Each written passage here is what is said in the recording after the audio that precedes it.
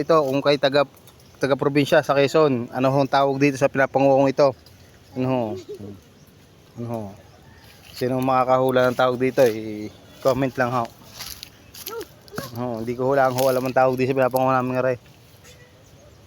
Ang dami ho, green na green.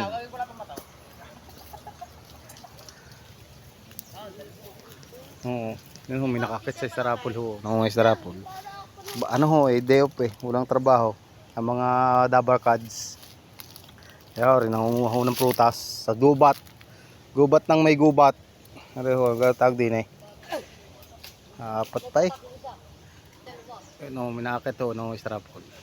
Ulit pa Oo, isa.